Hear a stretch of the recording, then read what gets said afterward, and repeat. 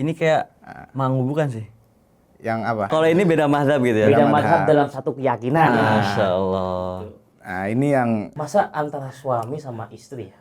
Kan udah nikah ya? Harusnya punya chemistry dong. Bisa janjian ya gitu. Janjian. Bisa janjian begitu, masa nggak ada komunikasi sama sekali, apalagi sampai miskom dalam ibadah kan itu. ya. Ente jadi suami kok kayak gitu ya? Maksudnya jadi miskom itu berhak disebut pasangan nggak gitu ya?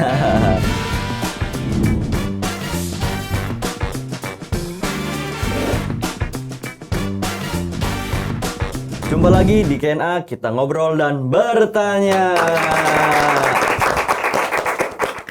Alhamdulillah, seiring beberapa waktu kita nggak bertemu gitu Pak. Iya. Tapi masih bisa menyempatkan waktu untuk tetap mengisi di KNA ini Pak. Alhamdulillah. Mungkin ada kesibukan tambahan Pak setelah beberapa waktu kita nggak bertemu. Masih sama seperti aktivitas sebelumnya lah. Mengajar, merumuskan dan sebagainya. Mungkin dari Bapak Ato?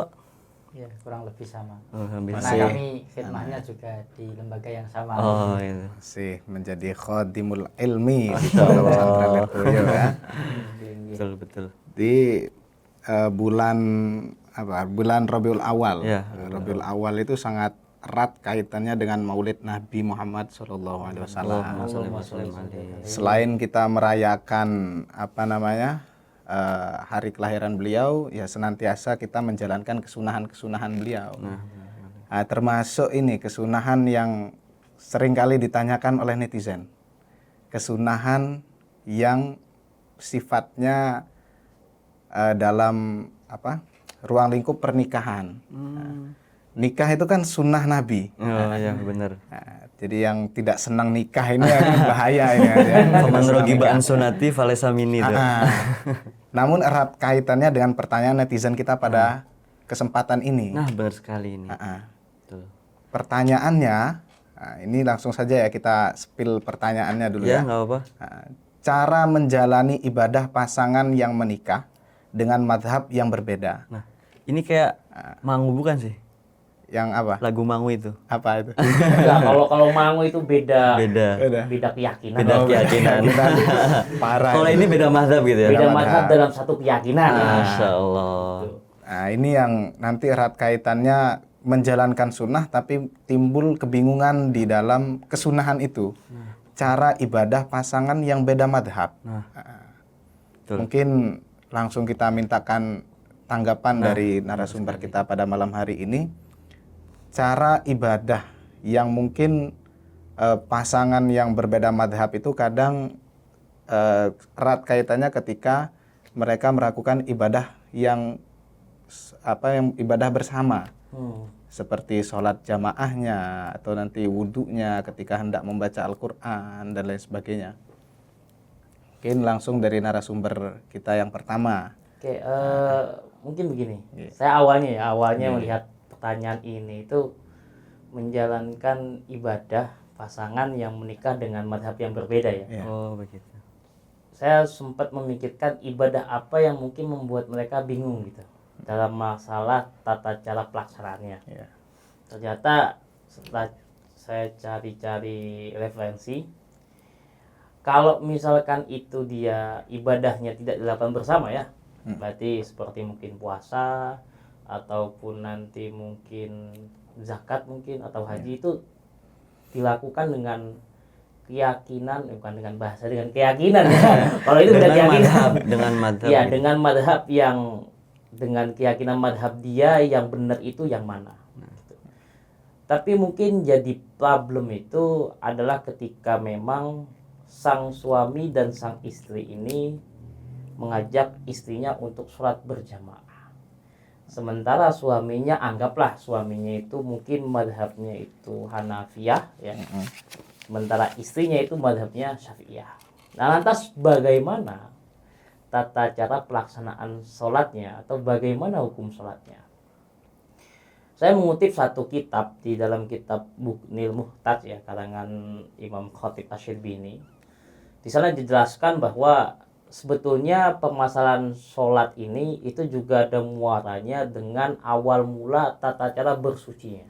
Oh, wudhu itu mungkin. Ya, dimulai dari sana dulu. Soalnya kasus yang ditampilkan itu begini. Semisal, ini contoh saja. Semisal madhab Hanafiyah itu, misal kalau di madhab Hanafiyah ya, memegang kemaluan ya, menyentuh kemaluan itu tidak membatalkan Wudhu. wudhu. Tapi di madhab Hanafiyah itu kalau misalkan bekam itu membatalkan wudhu gitu. Nah, jadi bagaimana kalau misalkan semisal si madhab Hanafiyah ini berarti si suaminya ya, dia itu menyentuh kemaluannya ya, atau gini lah gampangnya itu, di dalam madhab Syafi'i itu sebetulnya hukum wudhunya itu batal, tapi di madhab yang lain itu tidak batal. Dan sang suami ini dia itu menggunakan keyakinan madhabnya, sehingga ada suatu kasus ini suatu hari ya, sang suami ini dia melakukan hal-hal yang menurut madhab dia itu tidak batal, tapi menurut madhabnya Syafi'i ya, berarti si istrinya itu batal. Terus dia melaksanakan sholat berdua. Kalau dimulai dari tata cara yang seperti ini, maka dalam kitab Muqni Muqtad dijelaskan bahwa itu jelas membatalkan sholat. Oh, Bagi si istri. Bagi si istrinya. Bagi si Syafi'iyah gitu Soalnya yang kita anggap itu adalah keyakinan si makmum. Makmum kan meyakini bahwa menyentuh kemaluan tadi itu membatalkan sholat. berarti sudut pandangnya adalah makmum gitu ya. Ya, sudut pandangnya menurut yang ada di pendapat yang dikutip di Muqni Muqtad itu adalah si makmumnya itu keyakinan bagaimana. Sehingga bagaimana bisa sahnya kalau dari tata cara wudhu, berarti nanti sang suami dan sang istri itu tidak melakukan hal-hal yang memang tidak melakukan hal-hal yang menurut madhab sang istri sebagai makmumnya itu membatalkan wudhu. Berarti ya misalkan madhab Syafi'i itu ya, itu kan membatalkan wudhu ketika menyentuh, ada batal wudhu lah, ada beberapa hal yang membatalkan wudhu itu di bab wudhu. Sang suami tidak melakukan hal itu ya, itu baru bisa mengabsahkan sholatnya, karena tidak ada hal yang menurut keyakinan sang istri yang madhab Syafi'i itu membatalkan wudhu. Karena batalnya wudhu, sahnya toharo ya, sahnya bersuci itu kan sangat berpengaruh dengan keabsahan sholatnya. Benar. Itu pas di luar sholat. Tapi bagaimana ketika di dalam sholat? Maka di dalam sholat itu diperincinya begini, si istri tahu atau tidak. Tahu atau tidak dalam artian apa? Apakah sang imam yang dia itu madhabnya lain dengan dia itu melakukan hal-hal yang memang diwajibkan di madhabnya sang istri atau tidak? Karena tadi kita berprinsip bahwa ini mengiktibar keyakinan si makmumnya ya. Semisal kalau di dalam madhab Hanafiyah contohnya ya, itu kan boleh tidak baca basmalah di madhab Hanafiyah ya. Tidak membaca basmalah. Nah, semisal sang suami itu tidak membaca basmalah misalkan, ini kan kalau dalam madhab Syafi'i itu kan wajib. Yeah. Nah, sehingga kalau sang istri mengetahui si imam ini tidak membaca basmalah dengan keyakinannya imam bahwa membaca basmalah itu nggak wajib karena dia itu madhabnya Hanafiyah, maka sang istri itu kalau tahu hukumnya sholatnya Batal juga. Oh, begitu. Berarti jadi harus muafik ya, bahasa Arab itu muafik, dalam artian harus cocok ya. Serasi. Serasi. ya. Berarti tadi kalau sifatnya wudhu yang memegang kemaluan tadi, yang netobenenya itu masalah yang samar. Artinya kalau yang baca basmalah itu kan jelas ketika sholat didengar. Tapi ketika yang tadi membatalkan wudhu dengan memegang kemaluan kan kadang-kadang nggak tahu kita kan. Maka ini berarti bagus. beda hukumnya. Gini, jadi di dalam pembahasan selanjutnya begini. Lah kalau nggak tahu terus gimana? Gitu kan? Iya. Nah, dilanjutkan. Kalau misalkan sang istri ini nggak tahu kalau misalkan suami itu melakukan hal-hal yang menurut keyakinan sang istri itu membatalkan wudhu atau memang meninggalkan kewajiban yang diyakini oleh sang istri ya, itu bahasanya apa? Ya sudah, hukumnya tetap disahkan karena ketidaktahuan itu. Alasan utamanya apa? Bahasa Arabnya itu tahsinan lidon. Husnuzon. Kalau misalkan si suami ini memang melakukan perkara kewajiban-kewajiban yang diyakini oleh sang istri itu merupakan hal yang wajib gitu.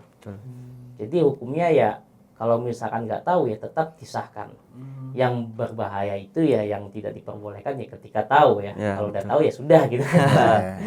Mungkin ada tambahan dari Bapak atau Ilah. Terus sudut Sudut pandang Sepeda. sudut pandang yang berbeda. Ini kurang siwakan kayaknya. Nanti abis ini saya beli siwak. Iya. Harus memperbanyak sunnah. Nah, benar sekali. Ya mungkin kalau tadi Bapak Mahathir sudah merespon terkait kemungkinan ibadah berjamaah di mana perbedaan mazhab suami istri ini mempengaruhi keabsahan gitu ya. Ada kewajiban menurut satu mazhab, misal Syafi'i, yang tidak diakui oleh mazhab lain, maka penjelasannya mungkin sudah baik tadi ya. Cuman kalau mau ditambahkan mungkin memang dalam persoalan ini saat ada keraguan-raguan tadi atau ketidaktahuan itu ya, ada perbedaan pendapat di antara para ulama itu. Imam An-Nawawi itu dalam kitabnya Al-Majmu' sudah jauh-jauh hari di abad 6 Hijriah gitu ya, merespon permasalahan ini. Kalau memang perbedaan mazhab antar imam dan makmum itu sampai berpengaruh kepada keabsahan, misal tadi imamnya Hanafi meninggalkan basmalah, baca bismillah, sedangkan menurut makmum yang mazhabnya Syafi'i itu wajib. Ini ada 4 pendapat kiranya yang bertebaran di hasanah kitab-kitab fikih Syafi'i gitu ya. Satu pendapat tuh langsung berpendapat kalau beda mazhab demikian kasusnya tidak boleh, tidak sah ini. Langsung itu ya. Langsung demikian. Ada yang kayak gitu. Ada yang kayak gitu. Lah cuman sebagai solusi mungkin di antara 4 pendapat itu kiranya yang paling kuat gitu ya. Kalau istilahnya niku paling asoh gitu. Adalah pendapat yang keempat. Tadi kalau Pak Mahathir mengistilahkan dengan istilah tahsinan lidzon. Di husnudoni sudah menyesuaikan dengan mazhabnya istri sebagai makmum gitu ya. Betul. Kalau di kitab Majmu' itu An-Nawawi memberikan alasan lain. Argumentasinya ya tagliban lidzonil makmum gitu. Menguatkan atau mempertimbangkan lebih kepada dugaan dari si makmum. Sebab kalau kita baca semisal dalam kitab Fathul Mu'in ya, ibadah itu kan tergantung dzannul mukallaf. Dugaan atau kemantapan hati dari sang pengabdi. Ibadah itu kan mengabdi kepada sang pencipta gitu ya. Ya kalau menurut keyakinannya si makmum ini sudah sesuai ya cukup gitu. Meskipun belum sampai taraf dzon, masih ragu. Lebih dimenangkan dzonnya si makmum. Cuman tadi perlu kita batasi perbedaan ini dalam rukun sholat atau kesunahan-kesunahan yang kiranya kalau ditinggalkan ada perbedaan yang sangat mencolok antara imam dan makmum. Bila mana perbedaan yang dimaksud oleh penanya ini adalah kesunahan-kesunahan yang dianggap ringan secara fikih, misal kayak kunut gitu ya. Kan ini marak terjadi ya. Kami tidak punya kepentingan untuk merespon ormas atau kelompok lain. Memang ini khazanah Islam. Jadi kalau kita bicara soal kunut gitu ya, ini tambahan dari kami yang mungkin tadi belum sempat direspon. Menurut mazhab Hanafi tidak ada anjuran untuk melaksanakannya saat sholat subuh. Ini yang perlu digarisbawahi. Jadi madhabnya Hanafi. Sedangkan Syafi'i sebagaimana yang biasa kita lakukan itu ya, kita yang membaca kunut. Jadi kunut dan tidak kunut itu ya sudah ada di kitab gitu ya. Dan itu not problem gitu ya. Bukan masalah. Isu ormas ini ya. Nah, sekarang ini kalau misal ya imamnya itu Hanafi tadi, tidak kunut, sedangkan makmumnya Syafi'i kunut, ini gimana cara menjalani ibadahnya? Kan muncul pertanyaan lagi. Secara rukun tadi sudah terpenuhi misal, imamnya sudah baca bismillah, kan mestinya mengikuti perincian dari Pak Mahathir sudah lolos. Lantas apakah makmum yang punya keyakinan kesunahan kunut ini boleh kunut sendiri saat imamnya Hanafi tidak kunut kan gitu. Nah ini ternyata hukum untuk melakukan doa kunut bagi makmum sang istri ini diperinci. Bila mana dengan melakukan kesunahan doa kunut dia masih menemui sajdah ula atau sujud pertamanya imam, maka ada kesunahan untuk membaca doa kunut sendiri. Ya. Oh. Tapi kalau tidak, ya mengikuti imamnya. Ya. Itu tadi kalau imamnya yang Hanafi, Hanafi. sedangkan makmumnya yang Syafi'i. Sekarang kalau dibalik bagaimana? Imamnya yang Syafi'i. Syafi'i meyakini kesunahan kunut. Ya. Makmumnya Hanafi menganggap kunut dalam sholat subuh itu ya, Ya. Sunnah. gak sunnah gitu ya. Lah ini ternyata di kalangan mazhab Hanafi merespon persoalan ini juga berbeda pandangan. Kalau kita ikuti pendapat dari Abu Hanifah atau pendapat dari murid beliau Imam Muhammad, maka ya makmumnya tinggal diem aja, nggak usah Tinggal ikutan diem kunut. aja. Gitu. Oh, ya. Yang kunut biar imam. Itu kalau ikuti pendapat Abu Hanifah dan juga Imam Muhammad. Ya. Beda hanya kalau kita ikuti pendapat muridnya Abu Hanifah yang satunya. Di Imam Abu Hanifah punya murid lain, yakni adalah Imam Abu Yusuf. Kalau menurut Imam Abu Yusuf, saat imamnya itu kunut, kita juga ikutan kunut. Meskipun menurut beliau, kunut dalam sholat subuh itu tidak dianjurkan. Tidak dihancurkan. Cuman dalam rangka jamaah tadi ya, Ya. imamnya kunut, ikut kunut. Menawi. Oke, mungkin ya sedikit kalau pemahaman masyarakat kita yang notabene-nya masih awam, itu malah meyakini lafadz kunut itu yang Allahumma hdini fiman hadait sampai ke belakang. Kalau penjelasan jenengan tadi kan bisa kunut asalkan durasinya tidak sampai takhallub atau tertinggal oleh imam pada sujud yang pertama. Nah, mungkin bisa dijelaskan ya, kunut itu tidak harus dengan menggunakan lafadz-lafadz yang panjang itu, tapi bisa yang pendek, hanya mencakup doa apa seperti itu. Ya, jadi mencakup gini. doa sama sana ya. Oke, kita berpijak kepada mazhab Syafi'i ya, Ya, mazhab yang Syafi'i. menganjurkan doa kunut di sholat subuh. Ya. Gitu. Ini untuk bacaannya memang lebih baik menggunakan doa yang maksur, doa yang maksur. didapat langsung dari Nabi Muhammad. Itu memang Sallallahu lebih utama. Oke. Akan tetapi bila kita mengganti dengan doa yang lebih pendek, boleh atau enggak? Kan gitu pertanyaannya ya. Iya. Ya.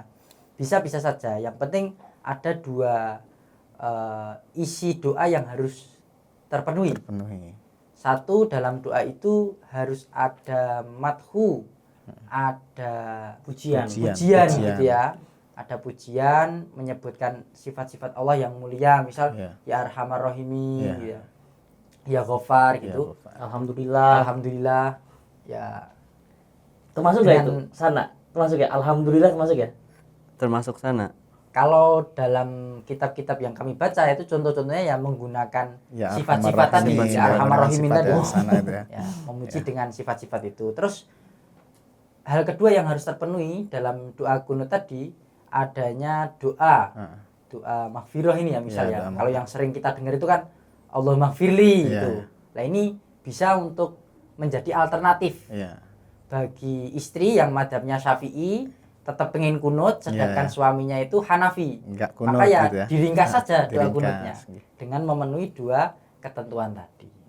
Kalau contoh sederhananya berarti Allahumma gfirli ya arhamar rahimin. Bisa, Nah, bisa. itu sudah mencukupi berarti ya. Sudah terhitung kunut yang Sudah terhitung versinya sangat pendek gitu ya. Sangat singkat. Terlepas dari permasalahan sholat mungkin ada lagi seperti zakat atau puasa gitu. Ya, mungkin kalau untuk keabsahan ibadah ya, Ya. intinya tadi bila mana ibadahnya itu personal bisa dilakukan sendiri-sendiri ya silahkan dilakukan sesuai mazhab masing-masing. Untuk yang jamaah perinciannya demikian. Mungkin- Kecuali gini, kalau Ya, yang lanjut, ditanyakan oleh penanya itu terkait legalitas suami untuk melarang istrinya melakukan ibadah tertentu mungkin. Oh. Kalau memang ini yang ditanyakan, maka nanti akan muncul pembahasan lain gitu ya. Di antara kesimpulan akhir, larangan-larangan suami itu kepada istri untuk menjalankan ibadah harus ditaati Ya. dan boleh hukumnya melarang bila mana dalam persoalan ibadah yang sunnah sunnah, terus kedua ibadah fardu, ibadah wajib, tapi waktunya luang atau panjang gitu. muasa ya, bahasa kita bahasa Arabnya muasa. Masa. Berarti contoh kayak sholat zuhur di jam 12 masih ada waktu sampai jam 3 ya. Iya, iya. Ya kurang lebih gitulah contoh Muasa, gitu ya, contoh muasa. Maka misal di 1 jam pertama masuk sholat zuhur, suami itu melarang istrinya untuk sholat dulu, itu diperbolehkan. Lah kenapa kok diperbolehkan dan istri harus taat? Karena tadi hal-hal demikian itu berpotensi untuk mengganggu hak suami. Hak suami. Hak suami yang dimaksud ini ya hak untuk memberikan nafkah batin itu ya. Nafkah batin, Ya, ini nggak usah saya Nggak jelaskan. usah panjang Bapak lebar. penonton sudah bisa menggambarkan Ya, ya. sendiri-sendiri. Bahasa Arabnya apa Pak tuh? Al-istimta. Al-istimta. Ya. Maksudnya biar penonton tuh tahu Heeh. istilah-istilah yang sering kita gunakan gitu ya. Supaya jadi populer gitu Ya, ya, iya, bukan supaya- hanya bahasa Inggris saja yang iya. populer. Tapi coba kita populerkan bahasa Arab juga Iya, ya. iya, iya. Ya, tapi tadi ya catatannya ya. Ya. Jadi ibadah-ibadah yang benar-benar bisa mengganggu kelancaran suami untuk menunaikan hasratnya. Ya, ya. Kalau ibadah-ibadah yang tidak mengganggu kelancaran suami menunaikan hasratnya, maka suami tidak berhak untuk melarang. Istri pun juga tidak harus taat, sekalipun lebih dianjurkan untuk taat, gitu ya. Sebab tadi ini kembali lagi kepada tujuan daripada pernikahan itu ya, menyatukan dua insan melaksanakan ibadah bersama gitu ya. Yang tadinya ibadahnya sendiri kemudian biar tambah jamaah. Tambah jamaah. Yang apa tadinya ya kalau belum nikah kan jamaahnya mungkin laki-laki, Iya. orang-orang tua gitu ya. Misal Pak Mahathir ini pulang ke rumah imami di Jemaahnya musola gitu ya. Kalau setelah nikah kan akhirnya punya jamaah tersendiri. jamaah khusus. Jamaah khusus yang Ya. bisa diistimta. Ya, ya. Ingat ya, istimta ya, itu dicatat itu. Jadi kalau kalian mau ngomong sesuatu hal yang ranahnya ke sana, mending pakai bahasa apa aja, apa? Istimta. Istimta ya, biar lebih enak ya. Iya, Istimta iya. gitu ya. Mungkin yang tadi perlu direspon lagi ya dari penjelasan yang awal masalah ibadah sholat. Mungkin ini penanyanya ini sudah terkena kasusnya. Seumpama tadi kalau memang tahu dari awal kan nggak jadi problem. Kalau memang batal ya sudah batal. Tapi mungkin penanya ini taunya suaminya itu ternyata setelah beberapa minggu yang ibadahnya beberapa minggu tadi kan sholat bareng, ternyata minggu depannya baru tahu bahwa si suaminya itu ternyata menyentuh kemaluannya pas sholat zuhur minggu yang lalu. Taunya itu setelah berbulan-bulan Nah. atau berminggu-minggu. Lah ya, ini dari netizen kayaknya seperti itu ya, Mungkin pertanyaannya ya. seperti Mungkin itu. itu. Akhirnya perlu kita memberikan solusi apa harus dikodok karena batal atau bagaimana mungkin dari Ya. narasumber silakan. Gimana kalau Bapak tuh? Yang jelas kewajiban qadha sholat itu berlaku bila mana ada keyakinan atau dugaan kuat ya bahwa sholat yang telah dilakukan itu belum memenuhi ketentuan syariat. Kalau masih ada keraguan bagaimana ini? Jadi keraguan ini perlu kita tinjau ulang sebenarnya berdasar atau tidak. Kalau tadi dicontohkan misal di awal belum tahu kalau mazhabnya beda, sedang kejadiannya membuktikan bahwa ternyata ada syarat dan rukun sholat yang tidak terpenuhi menurut mazhab istri. Iya, Ini kan berarti berdasar nih. berdasar. Berarti bukan lagi menjadi keraguan itu. Ya, Istilahnya kalau sudah di bayin fikih ya. sudah zon yang al bayin khota'uhu. Ah. Dugaan Praduga. yang terbukti keliru. Ya. Bukan lagi keraguan. Di istilahnya kurang tepat kalau keraguan. Nah, kalau yang demikian ya hukumnya sama tadi, ada kewajiban untuk mengqadha. Tapi Meskipun kalau gitu ya. Dalam? Meskipun udah selang beberapa waktu gitu ya. Nah, Iya, ini iya. kita mungkin kalau untuk solusi ya, ini mungkin pendapat yang lebih kuat, tapi pendapat lain ya di mazhab Syafi'i juga itu ada yang memang tidak mewajibkan. Tidak mewajibkan kodok. Ya, tidak mewajibkan. Ada ini kasusnya. Menarik ini konsepnya gimana ini? Iya, jadi biasa ya kalau misalkan kita baca kitab-kitab yang mungkin kayak Tukfa ataupun yang lainnya kadang hanya kilas saja. Berarti ada yang bilang kayak gini, tapi argumentasinya itu belum ada. Oh, iya. Jadi itu kasusnya sama seperti kayak misalkan dia itu mungkin ya pas sholat itu tidak melakukan salah satu rukun. Ini sholat sendiri ya misalnya. Taunya itu misalkan sarung saya ini bolong misalnya. Sarung saya bolong dan saya nggak tahu itu pas sholat. Tapi pas ba'da sholat ya, itu tahu ya. Tapi beberapa waktu dia tahu. Nah ini apakah sholatnya itu wajib diadah atau tidak? Nah ini ternyata ya ada argumen yang seperti Bapak Ato dibilang, tapi ada juga wakila lah. Ada yang bilang nggak wajib untuk iadah. Nah, tapi pertanyaannya yang mungkin saya belum mentahkik lebih jauh ya, pendapat kila ini kira-kira kekuatan pendapatnya seberapa ini untuk bisa digunakan. Cuman gini, ada yang menarik dari fatwanya, saya lupa dari Habib Yaman kalau nggak salah itu, Habib Abdullah Al-Haddad ya. Itu pernah bilang begini, bagi orang yang memang ini tapi dalam masalah kodok sholat ya, ketika dia meninggalkan sholat banyak ya, itu malah menurut beliau itu tidak wajib dikodoi ketika memang berat. Saking banyaknya mungkin ya, saking banyak yang meninggalkan akhirnya sulit untuk melakukan semuanya, sama beliau tidak diwajibkan untuk dikodoi. Nah ini mungkin yang dari netizen tadi ya, selama ibadah suaminya nggak baca basmalah, terus belum tanya-tanya sampai 2 bulan misalnya. Nah, itu kan udah banyak banget ya.